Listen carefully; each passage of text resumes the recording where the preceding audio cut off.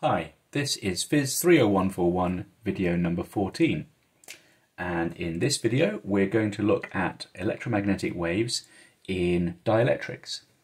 So a dielectric is a material that has no conductivity, so we will take the conductivity sigma to be equal to 0 and the relative permeability mu r is equal to 1. So immediately we can see from these two quantities we can write down that the phase velocity of a wave in this sort of material, omega over k, if we look at the dispersion relation, is equal to 1 over mu r mu naught epsilon r epsilon naught, which, given that mu r is equal to 1 and mu naught epsilon naught is the speed of light, is 1 over c root epsilon r.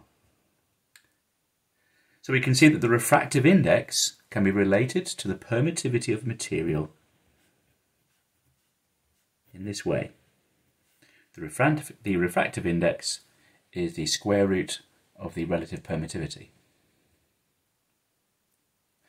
Now experimentally, we observe that in many dielectrics, that over certain frequency ranges of interest, we see that there is a variation of the refractive index.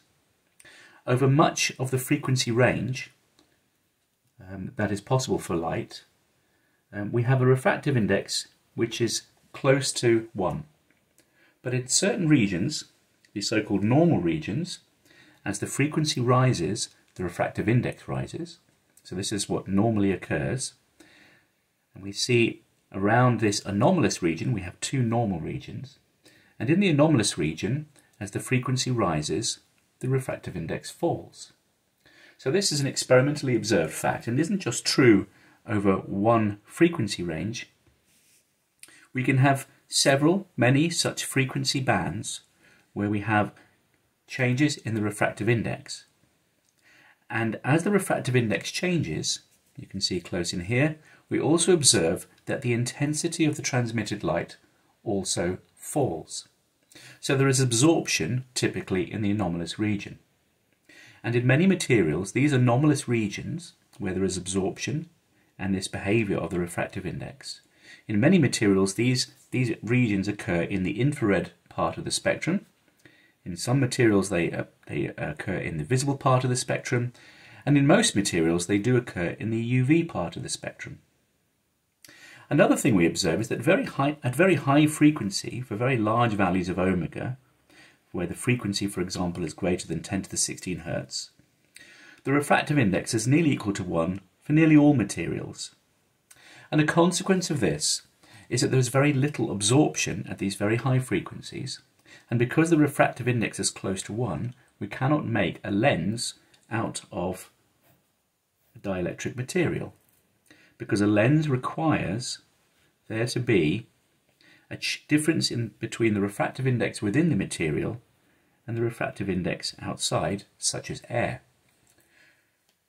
So you can make a lens for visible light if you're in a region where the refractive index is appreciably away from 1, but you can't make one for gamma rays.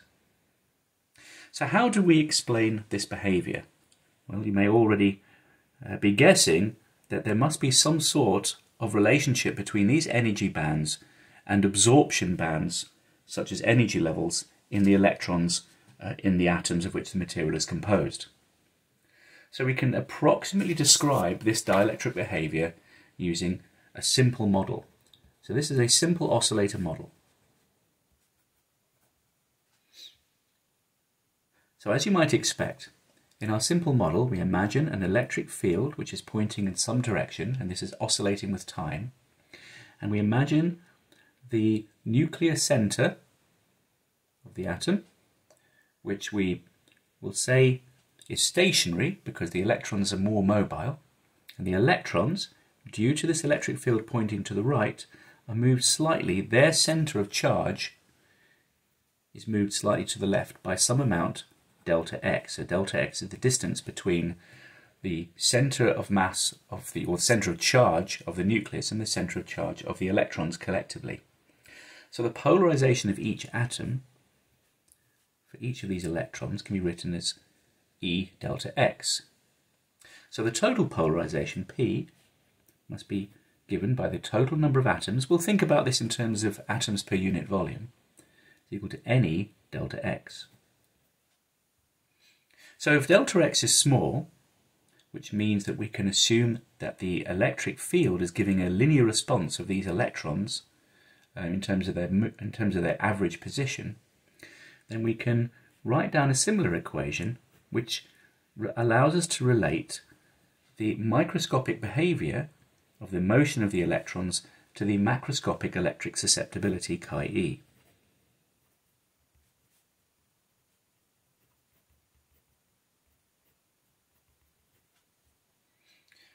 Now, at very high frequencies, we would expect that these electrons, so this electric field is varying very quickly, these electrons cannot keep up.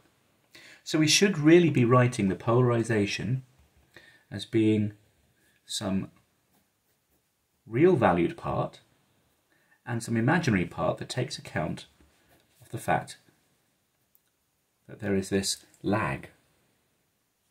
So we can write the permittivity, relative permittivity, which we know is related to the susceptibility. We'll see how they're connected in a moment, in terms of a real part and imaginary part.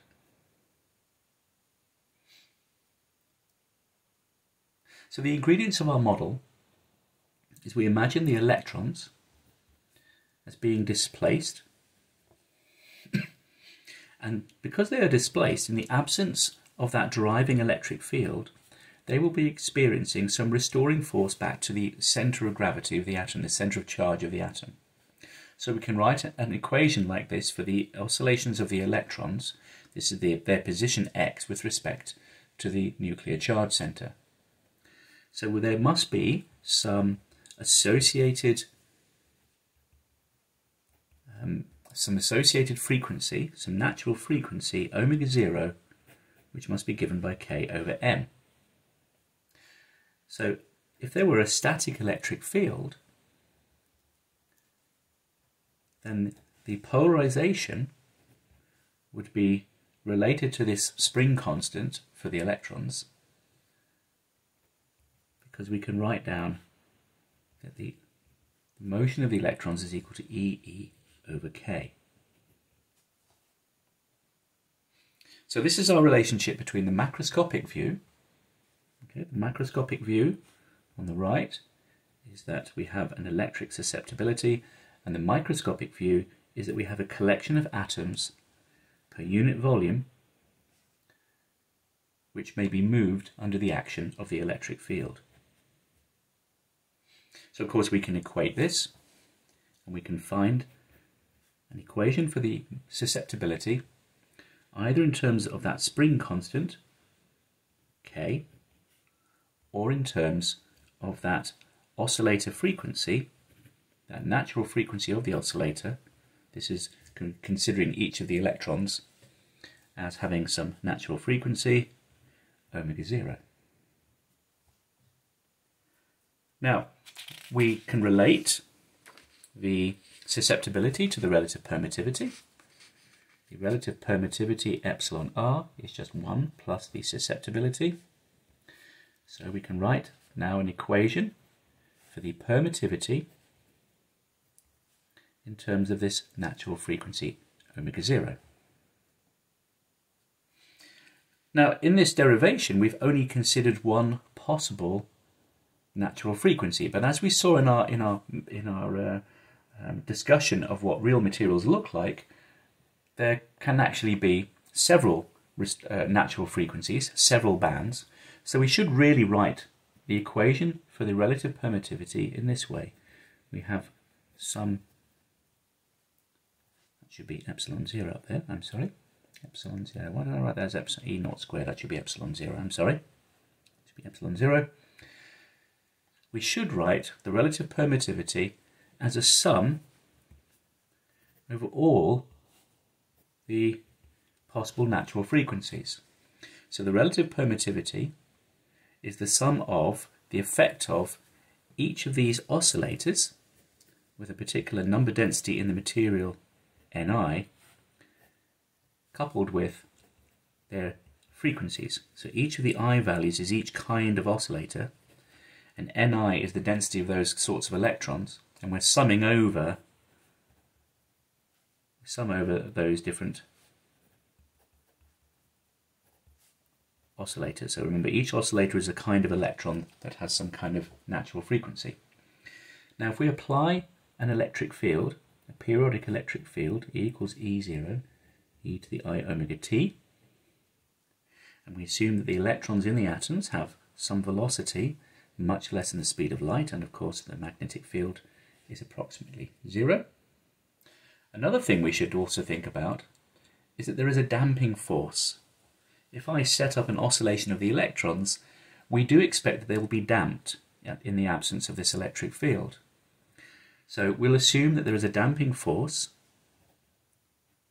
So that's another ingredient of our model. The damping force is proportional to the velocity of these electrons. So we can write down an overall equation for the electrons as so. So I'm going to write this down as a capital gamma. So this is the acceleration of the electrons. That should be a plus there, I'm sorry, that should be a plus. Okay, so this is the equation for a damped simple harmonic oscillator. So that's the response of the undriven oscillator, but we're driving it with this electric field, and I've moved E over to the right hand side. And of course, if I divide through by m, the mass of the electron, I can write down an equation of this form, where k over m becomes omega naught squared, which is perhaps a little more convenient.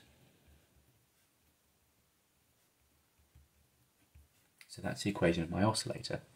So of course this has a solution. That has a solution. X is equal to E over m at the top, omega squared, omega naught squared minus omega squared, plus I omega gamma, E naught e to the I omega t. So what we're doing here is we are sending an electromagnetic wave with frequency omega through the dielectric. The dielectric has a natural frequency omega 0 for the particular oscillator, the particular kind of electron we're thinking about, and this is the response of those electrons, X. So we're now in a position to take that basic idea and write down what the total polarization is. So the polarization which is created by an electric field, E naught e to the I omega t, can be, by analogy with this solution for the single kind of electron, we have to sum up each of those kind of electrons with their number density, and we replace the omega 0 here for the natural frequency of that for that oscillator. We replace it for each of the oscillator types I. There should be a square there, plus I omega gamma I. Okay, so these omega i's and these gamma i's, they will be different. They'll be different for each of the kinds of materials that we have. And of course, this is the polarization for this as a function of frequency. We can say that can be related to the susceptibility. Okay, so on the left we have the microscopic behavior, and on the right we relate it to the macroscopic property chi-e. So again, we can write down that the relative permittivity is just 1 plus the susceptibility chi-e, and if we rearrange things, we see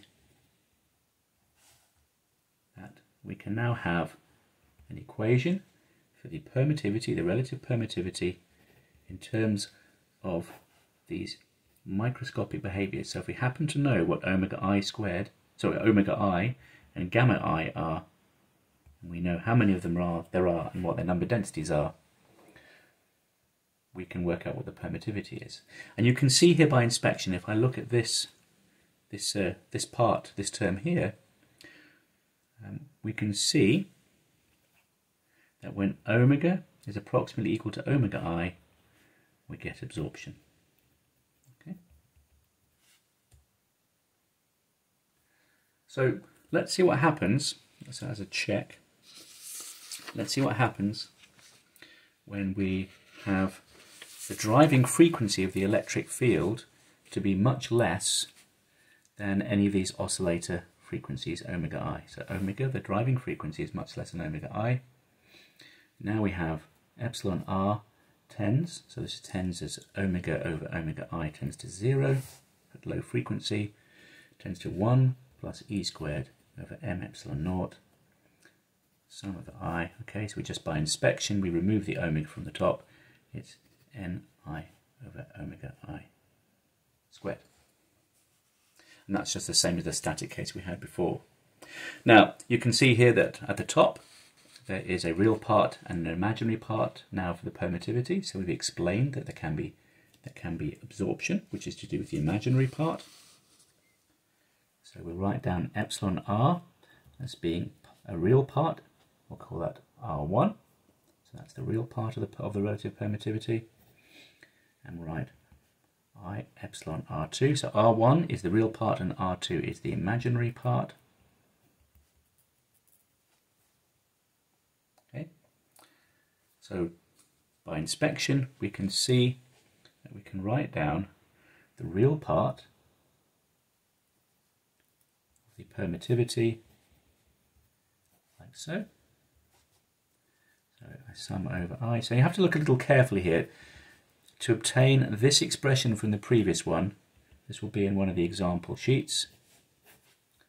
Okay, so you have to look closely that there's a squared that appears at the bottom here, and there's now an omega squared gamma I squared here. Okay, so this is different. This is different to the previous expression for the whole permittivity. And the complex part, epsilon r2. Doesn't have the 1 in it, it just has this summation term, but now I have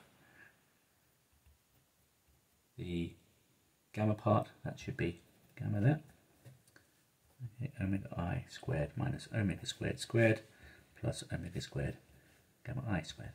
Okay. So if I plot these out, I can plot out those equations as a function of omega. Okay. So again, we're thinking of a particular value of I, and well below that omega I value, right? So I'm going to label that omega 0. Just imagine there's only one of them.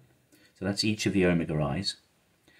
At low values of the frequency, so this is permittivity, the permittivity tends to a value, that's this value here, of ne squared over m epsilon naught omega squared. Okay. And if we plot out what the real part of the permittivity does, it has the correct sort of behavior. So we've explained why it is that we have this anomalous behavior of the refractive index, because remember the refractive index is the square root of the relative permittivity. So this shape is given by the real part epsilon r1, and the complex part, which of course represents the absorption. So this term here looks like this. So the width of the absorption is of course gamma. Okay. So what I've plotted here, this is epsilon r2, this curve here, and this one here is epsilon r actually minus 1. In other words, this is the electric susceptibility. Okay. Now, with this a simple atomic model, we can write down a real part and an imaginary part of the susceptibility and of the permittivity. So we have explained that there is going to be absorption near to the resonant frequency of each of these kinds of electrons, and we can write down the refractive index, which we also expect to be complex valued now, because of course now that we've seen that the relative permittivity has a complex part, the refractive index should also have a complex part. But we have a small problem here because we've written the permittivity in terms of a susceptibility which has a real and a complex part, and we want to relate it to the real and the complex parts of the refractive index. So I've labelled here the real part of the refractive index N1 and the imaginary part N2. So how can we do this? Well, we can do an approximation in the case where the material we're thinking about is a gas. And what we mean by a gas is something of low enough density that the susceptibility is much less than 1, both the real part and the imaginary part, so something which is quite close to a vacuum. So we've seen here from above that the refractive index can be written as 1 plus the electric susceptibility, okay, the real and the complex part, with the square root. And because these two terms here are small, I can do a Taylor series to first order. So I can write down the refractive index approximately like so.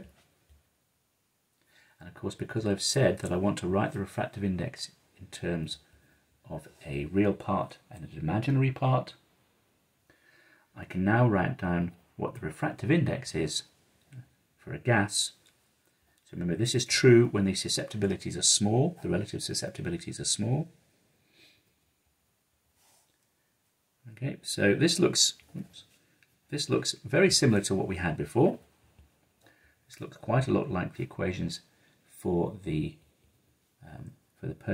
relative permittivities.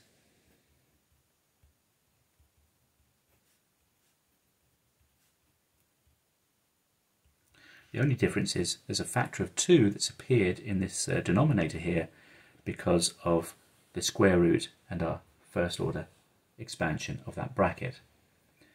So the complex part, just as before for the permittivity, okay, it doesn't have the 1 here, but otherwise it's much the same. And remember that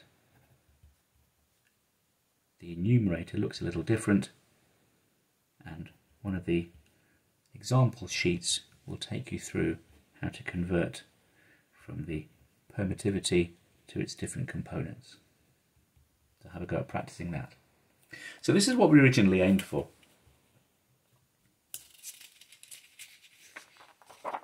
So we wanted to describe why it is that materials, let's put that there, we want to describe why it is that materials have a refractive index that has an anomalous region and normal regions either side. So if we write down, this is the refractive index now on the vertical axis, and this looks quite similar to what we had before for the permittivities. Okay, so what we're plotting here is N1, the real part of the refractive index, take away 1. So in the anomalous region, if we plot out these values, okay, this anomalous dispersion region, as it's called,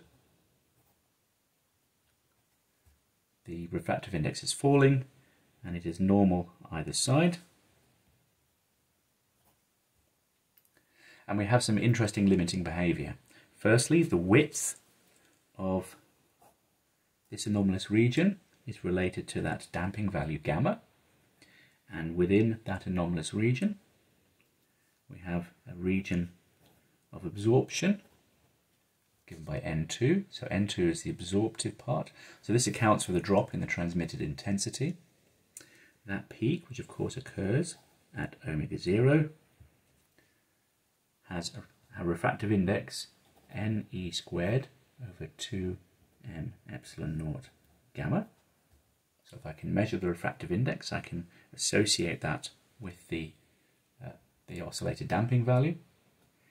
And at low frequencies, the refractive index tends to Ne squared over 2m epsilon naught omega naught squared. Okay, so at low frequencies,